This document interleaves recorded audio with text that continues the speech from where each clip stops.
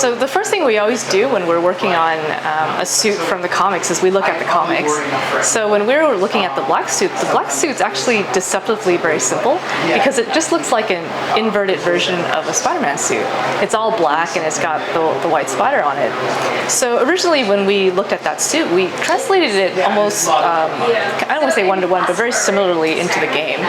But it looked kind of strange when it just had black cloth and the white spider. So we looked at the game again and we said, we need to really connect the narrative to the black suit. And obviously the black suit comes from the symbiote. So what we wanted to do was merge the symbiote into the black suit design. So what we did was we then put the symbiote material on the black suit.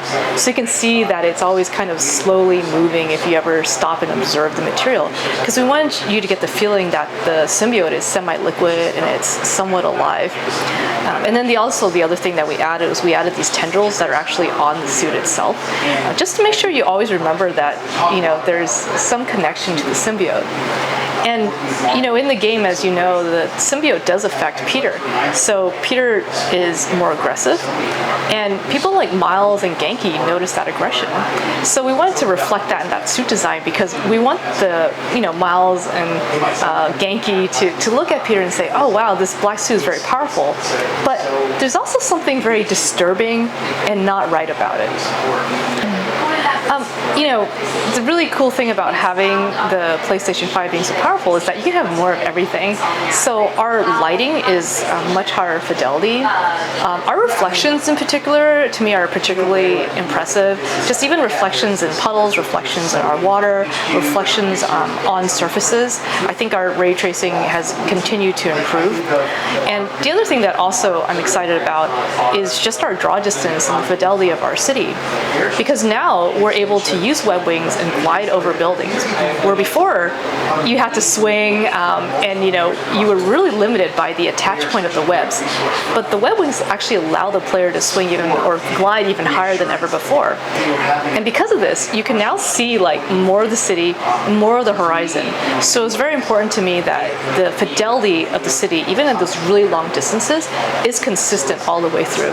So we're able to draw that city really far at a very, very high quality because of the PlayStation. Well, there's still a lot of Easter eggs in the game, but obviously it wouldn't be an Easter egg if I told you what it was. But I will tell you some cool things about adding Brooklyn and Queens to the game, because as you know, Miles is from Brooklyn and Peter's from Queens. So even being able to add some additional personal Marvel landmarks to those new boroughs, I think is super exciting.